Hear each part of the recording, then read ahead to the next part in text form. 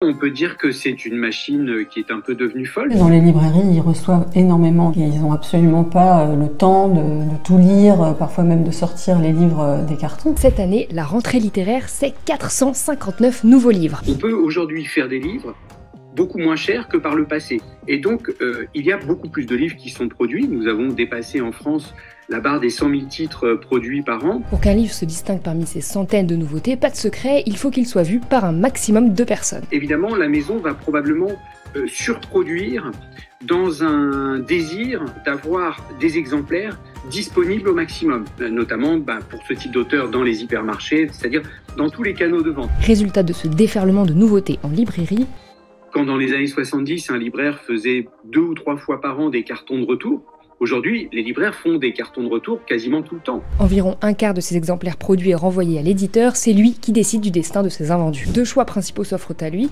garder les livres en stock pour les réinjecter plus tard dans d'autres points de vente, et un autre, moins cher. La tendance aujourd'hui, pour les livres pour lesquels il n'y a plus tellement d'espoir de vente, c'est évidemment de les pilonner. C'est-à-dire que les livres sont envoyés dans des entreprises qui détruisent ces objets pour récupérer la matière première. C'est le cas pour 70% des retours. Mais y a-t-il une autre voie? Solder les livres, c'est hors de question.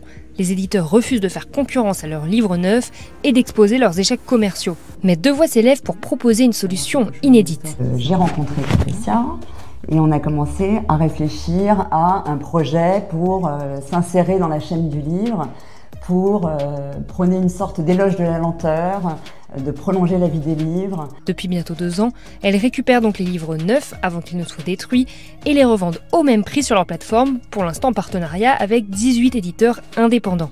J'avoue que j'y croyais pas beaucoup, mais en fait, je me suis rendu compte qu'elle faisait un très bon travail et que finalement ça marchait. Vous savez, vendre un livre, c'est très dur. Donc en vendre un petit peu plus, c'est encore mieux.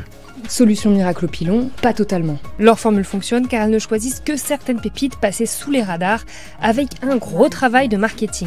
Donc on est bien consciente que les gens vont pas acheter un livre parce qu'ils le sauvent, ils achètent un livre parce qu'ils sont tentés et parce qu'on leur donne envie. On va avoir un résumé du livre mais qui est notre résumé et qui va expliquer en quelques mots l'histoire, mais surtout pourquoi ça nous a plu et dans quel mood on est, à quel endroit on peut se trouver pour lire ce livre. Donc nous, on s'est évidemment mis à une terrasse d'un café à l'église Saint-Eustache, en face du quartier des Halles, parce qu'il fait d'une manière merveilleuse revivre ce quartier des Halles de l'époque. Pour l'instant, leur plateforme compte 120 livres, des romans aux BD. Prochaine étape, les livres jeunesse.